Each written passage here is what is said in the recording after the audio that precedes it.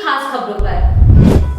पिछले 8 सालों से सेना में सेवा दे रहे मेलघाट के 27 वर्षीय सपूत कैलाश दहीकर को 5 दिन पहले कुल्लू मनाली में वीर मरण प्राप्त हुआ था। रविवार को अचलपुर तहसील के पिंपल खुटा गांव में उनका शासकीय सम्मान के साथ नम आंखों से अंतिम संस्कार किया गया। इस अवसर पर जिले की पालक मंत्री यशोमती ठाकुर ने अपने शोक संदेह में कहा, भारत माता के सच्चे सपूत से यहाँ के मिट्टी का गौरव बढ़ा है। आगे उन्होंने कहा, दहीकर परिवार की जिम्मेदारी अब हमारी है। उन्होंने हर संभव मदद करने का वादा किया है। इस अवसर पर अनेक मान्यवरों ने शोक व्यक्त किया। कैलाश के अंतिम दर्शन के लिए भारी संख्या में उमड़ा था जन समुदाय। फेसबुक पर 2017 साल से चल रहे प्रेम प्रसंग में एक महिला को धोखा मिला। आरोप है कि युवक ने FB पर दोस्ती के बाद शादी का झांसा देकर शारीरिक संबंध बनाया। सदर थाना अंतर्गत एक महिला ने 2017 में फेसबुक के जरिए एक युवक से दोस्ती की थी। महिला के मुताबिक युवक ने उसे फ्रेंड रिक्वेस्ट भेजी थी, तब उनके बीच प्रेम संबंध निर्माण हुआ। एक दिन युवक को महिला के बारे में पता चला कि वह 2 बच्चों की मां है। तब से युवक महिला से बचने लगा था। इसी बात को उजागर करने महिला युवक के घर पहुंचकर जवाब पूछने आई थी। इसी अनबन में महिला ने खुद पर तरल पदार्थ डालकर खुद को जला दिया, जिसमें उसकी मौत हो गई। ऐसा बखान युवक ने पुलिस को दिया है। पुलिस ने युवक को हिरासत में लेकर तहकीकात सुरू की है। परवाच्या दिवशी झालेली घटनाबाबत सुरुवातीला जे महिला हॉस्पिटलला दाखल झाली होती त्यावेळी महिलांनी अशी हकीकत सांगितली की ती कामावरून जेव्हा परत येत होती त्यावेळी त्यांनी एक कपलला भांडण करताना पाहिले आणि त्यांचा भांडण सोडवताना त्यांच्यावर ज्वलनशील पदार्थ टाकण्यात आलेला होता। परंतु जेव्हा पोलिसांनी याची पूर्ण तपास केला या प्रकरणाबाबत त्यावेळी असं आढळून आलेलं आहे की ती महिला 2017 पासून फेसबुकवर एका माणसासोबत त्यांच्या भेट झाली होती आणि त्या भेट झाल्यानंतर त्या महिलेच्या त्या माणसासोबत प्रेम प्रकरण सुरू झालेला होता। त्या माणसाला हे माहिती नाही होता की त्या महिला मॅरिड आहेत आणि त्यांचे 2 मुलं आहेत आणि जेव्हा मागच्या वर्षी त्यांना हे माहिती झाला त्यावेळी त्यांचे रिलेशनशिपमध्ये हे जे संबंध होते ते खूप तणावपूर्ण झालेले होते आणि त्याच्यामुळे ते व्हॉट्सअपवर एकमेकांना कधी ब्लॉक करत होते, कधी सोबत बोलत होते। तर असे ऑन अँड ऑफ त्यांचा रिलेशनशिप सुरू होता। पण परवाच्या दिवशी महिला फायनली त्या माणसाच्या घरी पोहोचली आणि त्यांना हे जबाब विचारायला सांगितले की त्यांचे रिलेशनशिपचे फ्युचर काय आहे आणि त्या माणसाच्या घरी हे घटना घडली आहे असं दिसून येत आहे प्रथमदर्शनी। बाकी तपास सुरू आहेत, आपल्याला वेळोवेळी याबाबत माहिती दिली जाईल। पुलगांव की थोक सब्जी मंडी कई सालों से कैंप रोड पर हुआ करती थी। इस सब्जी मंडी में लोगों की बढ़ती भीड़ के कारण सड़कें जाम हो जाया करती थी।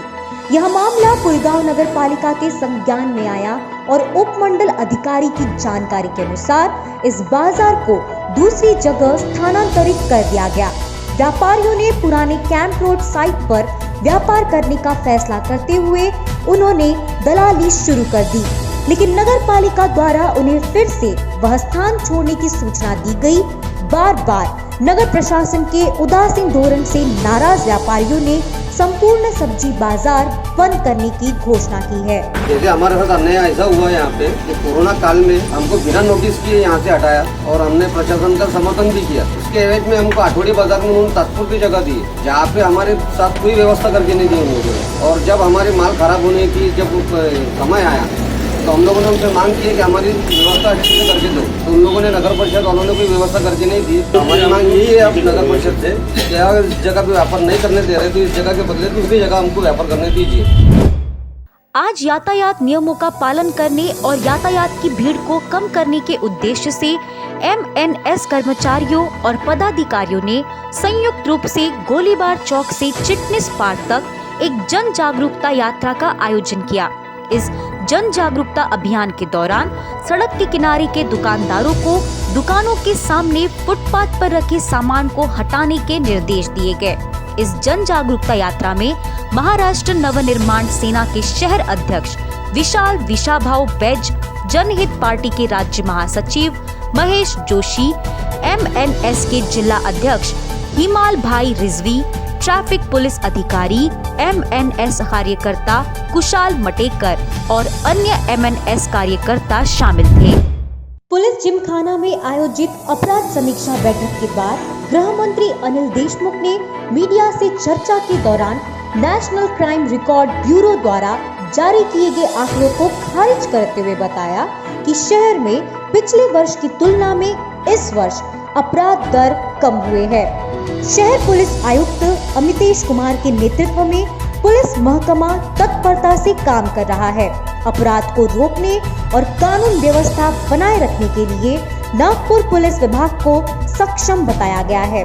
कहा जाता है कि नागपुर में अपराध दर में वृद्धि के आंकड़े फडणवीस सरकार के समय के थे। आपण पाहिलं की डकैतीचं जे प्रमाण होतं 2019ला ते 15 होतं आणि ते आता 2020 मध्ये 19 झालेलं आहे, 4 वाढलंय। त्याच्यामध्ये रॉबरीचं जे प्रमाण होतं 147 2019ला होतं ते आता 127 झालेलं आहे। त्याचबरोबर चेन स्नॅचिंग जे होतं 56 ते 2020 मध्ये 21 झालेलं आहे। नंतर हाऊस ब्रेकिंगच्या ज्या घटना होत्या त्या 801 2019 होत्या त्या 658 झालेल्या आहेत। मोटर व्हेकल ज्या 1384 होत्या त्या जवळजवळ 1120 झालेल्या आहेत। रेपच्या घटना ज्या आहेत त्या जवळजवळ 163 होत्या 2019ला, त्यामध्ये 4% घट होऊन त्या 2020 मध्ये 152 झालेल्या आहेत। मॉलेस्टेशनच्या सुद्धा घटना त्यामध्ये 9% कमी आलेल्या आहेत, त्यामध्ये 2019ला 339 आणि 2020ला 310 आणि किडनॅपिंगच्या ज्या घटना आहेत त्यामध्ये 536 होत्या पण सुरुवातीला त्यामध्ये 320, त्याच्यामध्ये मोठ्या प्रमाणात जवळजवळ 40% त्यामध्ये घट झाली आहे आणि किडनॅपिंग मध्ये जवळजवळ 40% ज्या पद्धतीनं त्यामध्ये या 2020 मध्ये कमी आलेली आहे। केंद्र के 3 कृषि कानूनों के खिलाफ प्रदर्शन कर रहे किसान संगठनों ने आज संविधान चौक में फिर से आंदोलन किया। सरकार ने अगले दौर की वार्ता के लिए 29 दिसंबर की तारीख का प्रस्ताव दिया ताकि नए कानूनों को लेकर बड़ा गतिरोध दूर हो सके। संगठनों ने साथ ही यह स्पष्ट किया कि कानूनों को निरस्त करने के तौर तरीके के साथ ही न्यूनतम समर्थन मूल्य यानी कि MSP के लिए गारंटी का मुद्दा शामिल होना चाहिए। उन्होंने कहा कि जब तक सरकार काला कानून वापस नहीं लेती यह लड़ाई जारी रहेगी। किसान जो आंदोलन है दिल्ली में जो चल रहा, ठंड के अंदर करीब 50 किसानों की मौत हो चुकी है और जब तक उनकी मांगे नहीं होगी इसमें किसान को दोनों साइड मौत है। किसान की खेती चली जाएगी तो भी वो मर गया, अगर वहाँ बैठा रहा तो भी मर गया, वो कम से कम बैठ के मर जाएंगे। इससे अच्छा ये है उनके जो है वो जो बोल रहे हैं, जो उनकी सोच है, यही कह रहे हैं कि हमारी जो मांग है वो जायज़ है।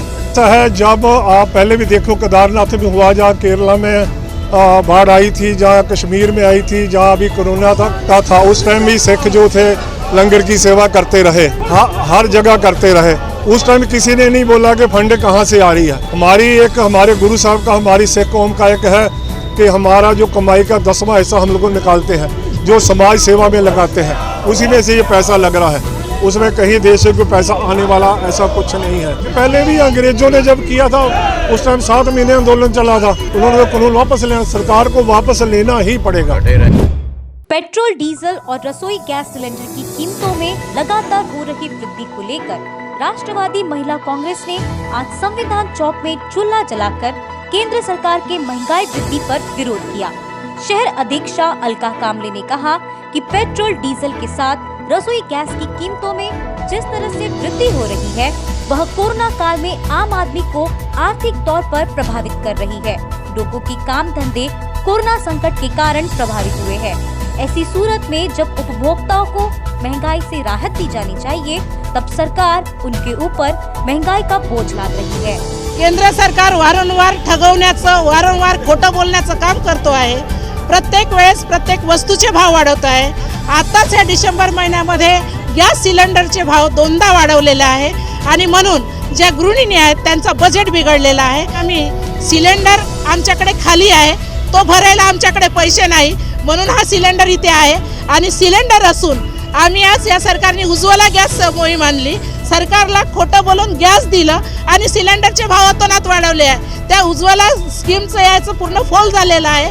लोक सिलेंडर कडेवर ठेवतात आणि चुलीवर स्वयंपाक करतात। तीच परिस्थिती आम्ही या ठिकाणी दाखवण्याचा प्रयत्न केला आहे। ताज़ा खबरों में बने रहने के लिए देखते रहिए हमारे